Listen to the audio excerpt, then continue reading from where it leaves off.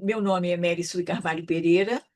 Vocês já tiveram algum contato comigo em outros seminários da ABT, em outros eventos. É um prazer muito grande estarmos juntos mais uma vez.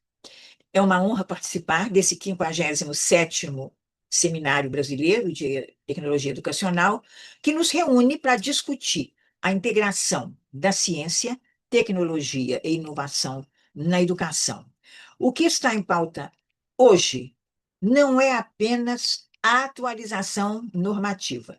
Estamos diante de uma mudança de paradigma. É um chamado à corresponsabilidade. Assim, não é tarefa isolada do MEC, não é tarefa isolada das escolas, e sim, é um pacto nacional. O que vocês percebem é o seguinte: a inovação transborda o muro da escola. Nesses encontros de hoje que vocês estão tendo, ou em leituras, ou em outros trabalhos que têm também participado, vocês sabem o trabalho do MEC, vocês também estudaram dos seus conselhos de educação, né? Os nacionais, os estaduais, os municipais, vocês ficam acompanhando as questões políticas e etc., né? Mas agora chegou o momento em que vocês vão fazer aqui uma atividade um pouco diferente, juntos nós faremos, que vai ser uma imersão pela trilha 3 desse texto incrível, cujo título vocês viram aqui na nossa chegada. E essa imersão ela vai estar exatamente numa perspectiva livre, por isso que eu deixei bem claro, né? Diretrizes orientadoras para a integração da ciência, tecnologia e inovação, CTI, na educação brasileira. Aqui está o número do parecer, o colegiado e a aprovação deste parecer. Vocês vão sentir que aqueles que já talvez tenham assistido na ordem, a trilha 1, a trilha 2, a trilha 3, cada um tem algo que vai nos mostrar. Nós estamos diante de uma mudança de paradigma, como eu disse a vocês, que é um pacto nacional. Estamos vivendo, agora prestem atenção, estamos vivendo um novo ecossistema cognitivo. Se a educação não incorporar uma forma qualificada, de forma qualificada, a ciência, a tecnologia e a inovação, corre o risco de se tornar o quê? Periférica no próprio século que nós estamos vivendo. Mas se nós incorporarmos com equidade, ética, compromisso social, se tornar principal, talvez, o instrumento de soberania intelectual e tecnológica do país. Ela poderá realmente se transformar nisso. Essas diretrizes não são um texto fechado, são um convite à ação. Vocês agora mesmo vão, como disse a vocês, nós vamos estar mergulhando na nossa imersão do trabalho deste tempo de Trilha 3 com a Mary Sue junto. Haverá um convite à reflexão, haverá convite à cooperação interinstitucional e também à transformação pedagógica. O que é muito sério é que isto são espaços estruturantes. Não é nada que vai acontecer por obra e graça do Espírito Santo, não. Esses espaços estruturantes, que nós vamos ver agora mesmo, cada um per si, vocês podem ver rapidamente. Ali está cultura digital e audiovisual. Vocês vão ler mais rápido que se eu falar para vocês o que ela diz. Sustentabilidade e território, cultura e letramento, ciência e inovação. São diretrizes que realmente são históricas. Vocês olhem só. Nós vivemos num tempo que as transformações são profundas, muito profundas. A intensificação das tecnologias digitais, a expansão da IA, da inteligência artificial. Há mudanças no mundo do trabalho. Existe crise climática. Existe desinformação e negacionismo científico. É uma pena, mas não é? Também existe. Não é possível responder a esses desafios, né? Se a gente não vê uma educação fragmentada, centrada em apenas conteúdos que são transmitidos. A pergunta que se impõe é a seguinte: como que nós vamos formar pessoas, sujeitos, capazes de compreender, intervir e transformar a realidade? Aí sim, os espaços estruturantes vão nos dar a resposta lá pelas diretrizes e de maneira muito clara, integrando de maneira sistêmica tecnologia e inovação, tecnologia, ciência e inovação ao projeto educacional brasileiro. Muito bem, acabamos de sair agora, há 4 dias, né, ou 5 só, uma semana, vamos falar assim, uma semana, em que eu ouso trazê-lo para nós. Se nós voltarmos lá atrás, nós vimos que o audiovisual ele é importantíssimo. O cinema no audiovisual, o antes e o depois. Vocês podem ver que ali vocês reconhecem Chaplin. Ali, agora mesmo falamos, né, da questão da mudança do mundo do trabalho. Ele ali, na década de 20, ele apertava parafusos. Imaginem hoje o que nós não fazemos. Por outro lado, vocês têm uma cena aqui de um filme em que vocês veem esta cena pelos carros, vocês reconhecem que é outra época. Olha como o aprendizado chega para nós. Isto é muito, muito importante, porque os aspectos estruturantes estão aí. Por outro lado, vocês veem agora uma cena do Cerrado. Eu acredito que aqui nós tenhamos aqueles 2 atores da Globo. Então, o audiovisual, o cinema, a caixa preta. O que é a caixa preta? Nós temos ali uma imersão. Nós aqui estamos dando o nosso pequeno passeio e vamos sentindo. A trilha 3 nos fala de quê? Aprender fora dos muros da escola. Vocês estão aqui fora dos muros da escola, ao mesmo tempo que vocês estão na escola viva. Esta é a escola viva. Aí, agora, visto ali por nós todos, né? Que tanto estavam ali os personagens do Ariano Suassuna. O quê? Você falou o quê? Falei de um autor famosíssimo que nos foi trazido através de um audiovisual.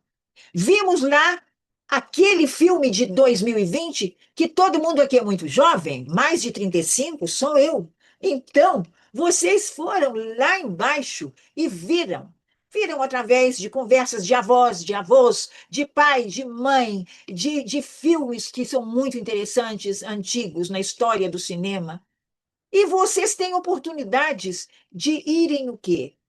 Entendendo que há um letramento midiático para nós, trazida por essa, ou trazido, né? Por essa cultura digital, que nos leva a reflexões sociais, que faz a nossa formação crítica, que nos leva a debates. Nós agora tivemos essa manifestação incrível sobre o nosso Nordeste, com uma apresentação da época dos anos 70, concorrendo num país lá no hemisfério norte, através de um grande evento que é aquele Oscar. Estamos aprendendo? Vimos o que aconteceu naquela época, as lendas daquela época, como está muito recente para a gente. Todo mundo queria saber o que era aquela perna cabeluda do filme. há um momento em que há um personagem que é lendário. Então, vocês veem que não precisam de ir lá naquele festival maravilhoso. Você tem o Festival Internacional de São Paulo de Cinema, você tem aqui no Rio de Janeiro, nós que estamos aqui no Rio de Janeiro, em Minas, nós temos na cidade de Tiradentes, aqui os três S's, aqui o Cine Sesc, que funciona para nós, eles têm também casas de espetáculos.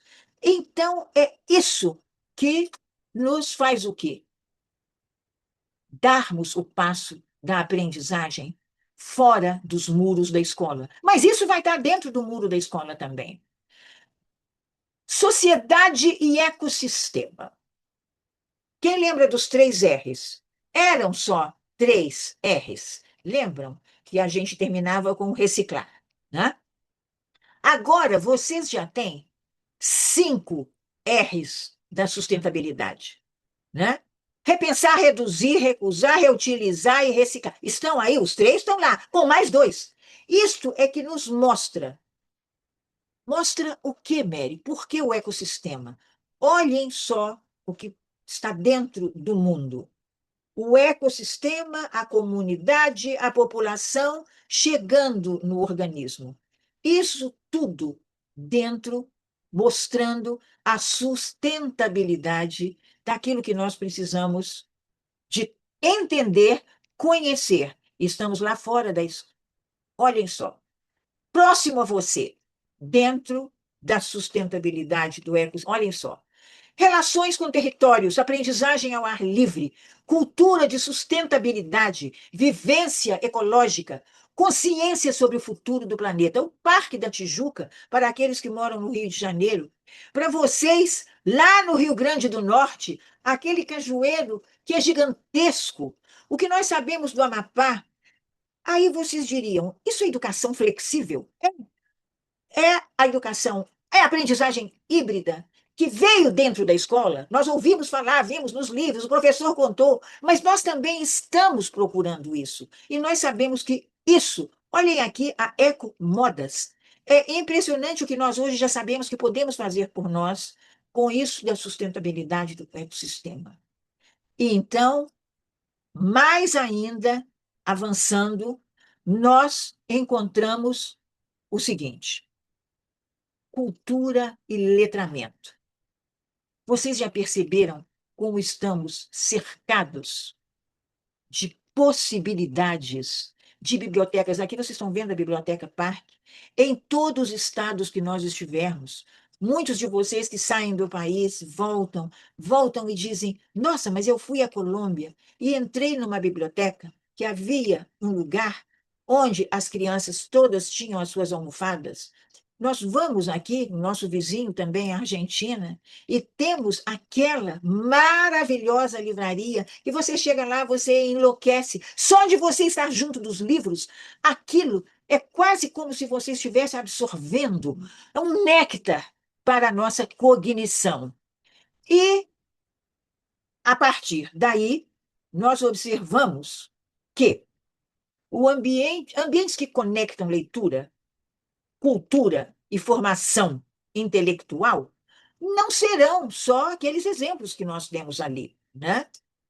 A formação cultural, a difusão do conhecimento, letramento e leitura não são a mesma coisa. O letramento, a literacy, em 1999, através do material de uma professora que já não está entre nós, uma doutora, ela é mineira, Magda Becker, ela, pela primeira vez, colocou, foi via a professora, doutora Magda Becker, que as nossas enciclopédias começaram a falar sobre letramento. Você pode ser alfabetizado e não ter letramento. Então, as bibliotecas Parque, vimos até um exemplo lá, o que as nossas empresas têm divulgando, proporcionando aos seus funcionários de possibilidades culturais, vai estabelecer o quê? Uma ampliação do seu repertório, repertório de linguagem, do seu repertório de saber olhar, de ver, de tocar. Porque museus? Nós que temos, ele vai aparecer para nós agora mesmo. Nós que temos aqui aquele interessantíssimo exemplo que é o Museu da Manhã, logo depois tivemos o outro museu também interessantíssimo, sendo ligado na sua parte de cima por uma espécie de telhado. Então, o que a gente vai vendo não é só o diálogo da linguagem artística, da linguagem que nos chega de todas as maneiras, são todas essas situações que realmente aguardam-nos para caminhar em busca de uma democracia realmente única, importantíssima, que vá proporcionar, ela está lá fora dos muros da escola, a nossa trilha 3, né? Isso daí é que nos dá vontade de viver e de pensar. Como serão os nossos filhos, os nossos netos, o que eles vão ver? A cada dia nós temos algo diferente que aparece para nós.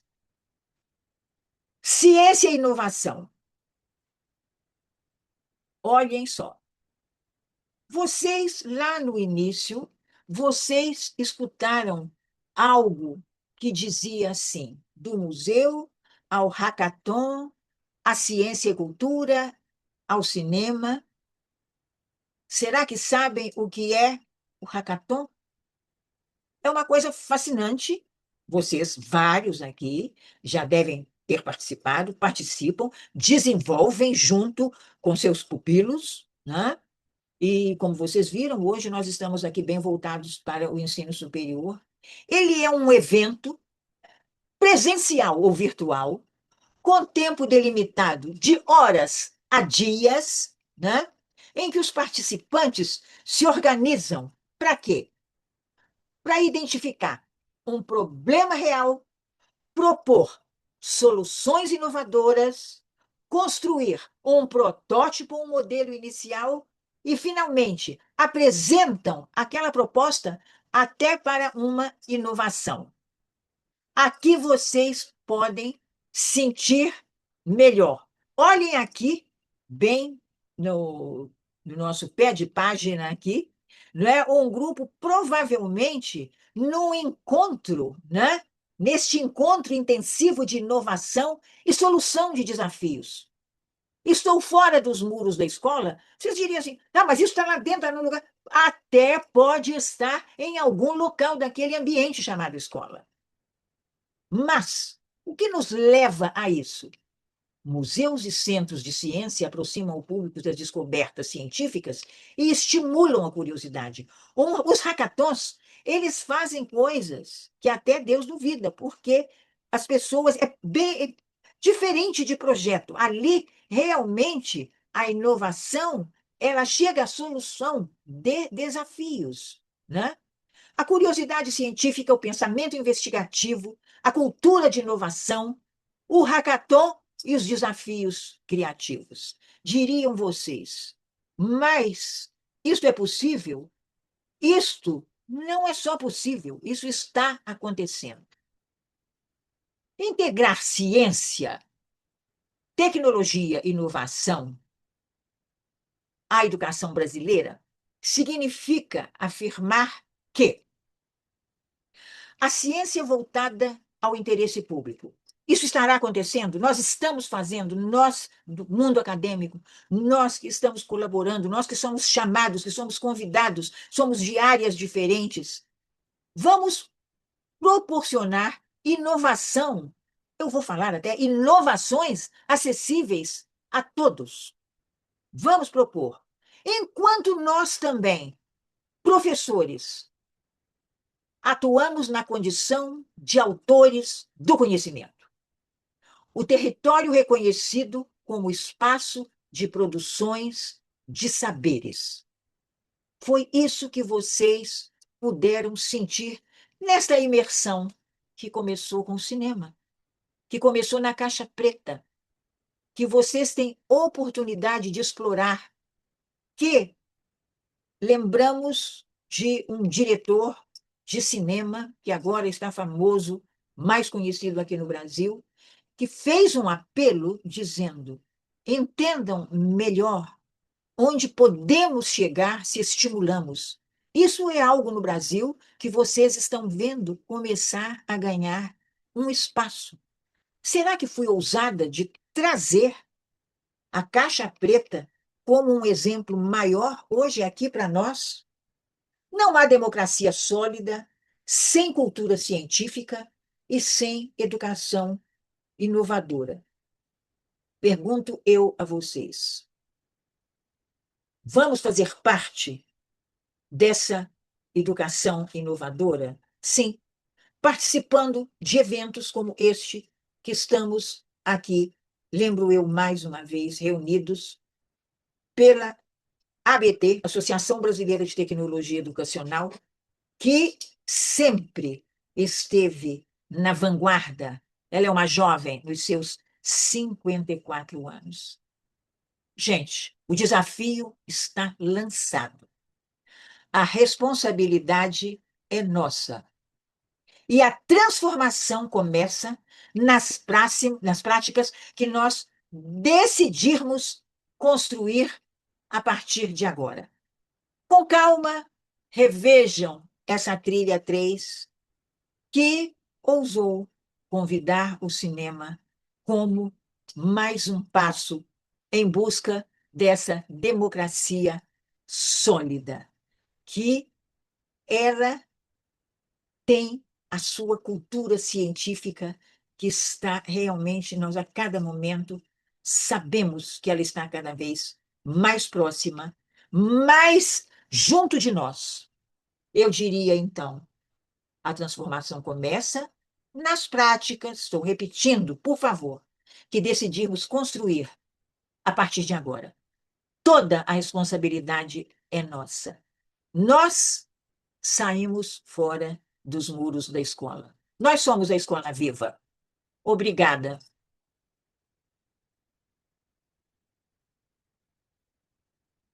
Vocês têm oportunidade de ter aí a minha direção. Vocês também têm aqui a direção de uma consultora de informática voltada, sendo uma pessoa que tem bastante conhecimento global, uma pessoa que é voltada para essa necessidade de sentir que nós temos que procurar essa democracia sólida, ela poderá também trazer a sua colaboração. Obrigada, até uma próxima vez e continuem aproveitando o nosso trabalho.